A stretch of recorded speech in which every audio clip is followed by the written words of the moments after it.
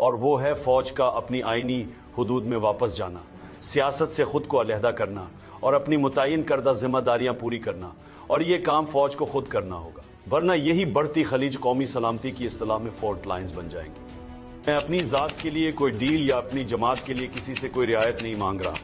بطور سابق وزیر اعظم اور محب وطن پاکستانی، مجھے صرف اپنی فوج کی ساکھ کی بحالی اور وطن عزیز کا مفاد مقصود ہے۔ اس امر کے باوجود کہ فوج دہشت گردی کے خلاف جنگ لڑ رہی ہے اور روزانہ شہادتیں ہو رہی ہیں، اسٹیبلشمنٹ کی پالیسیوں کے باعث عوام اور فوج کے درمیان ہم آہنگی نہیں ہے۔ میں ISPR سے کہتا ہوں کہ جھوٹا بیانیہ نہ دیا کریں۔ بار بار یہ کہنا کہ فوج سیاست میں مداخلت نہیں کرتی قوم کی عقل کی توہین ہے۔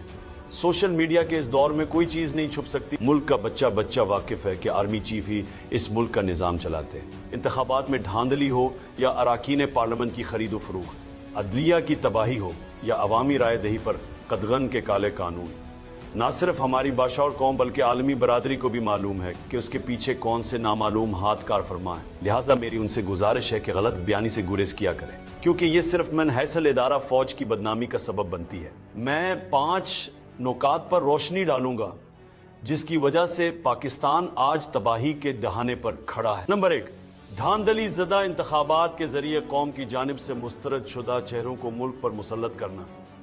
اسٹیبلشمنٹ کی اس پالیسی کی وجہ سے ملک کا شدید نقصان ہو رہا ہے۔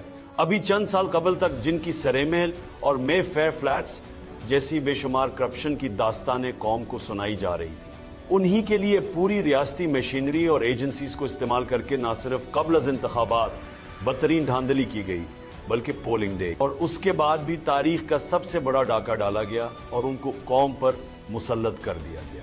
یہ بیانیہ بنانے کی کوشش کی جاتی ہے کہ شریف خاندان اور زرداری پر کیسز سیاسی نوعیت کے تھے، حالانکہ حقیقت یہ ہے کہ ہمارے دور میں نیب کے کوئی کیسز نہیں بنائے گئے۔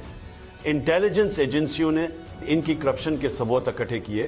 جنرل احتشام ضمیر اور فاروق لغاری نے کہ اربوں روپے کرپشن اور منی لانڈرنگ کے ڈوزیئرز دیے تھے کہ یہ لوگ کتنے کرپٹ ہیں۔ نیب تو ہمارے کنٹرول میں بھی نہیں تھا، جنرل باجوہ نیب کو کنٹرول کرتا تھا۔ ان کے خلاف تمام کیسز ہمارے ڈور سے پہلے بنائے گئے، تو اس کیس کو بھی بند کر دیا گیا ہے۔ قوم نے دیکھا کہ انہی نیب زدہ چہروں کو ڈیل کی ڈرائی کلین مشین سے گزار کر دوبارہ پاکستان پر مسلط کر دیا گیا۔ نیب ترامیم کے ذریعے NRO دینے کے اس عمل سے ملکی معیشت کو 1100 ارب روپے کا نقصان ہوا۔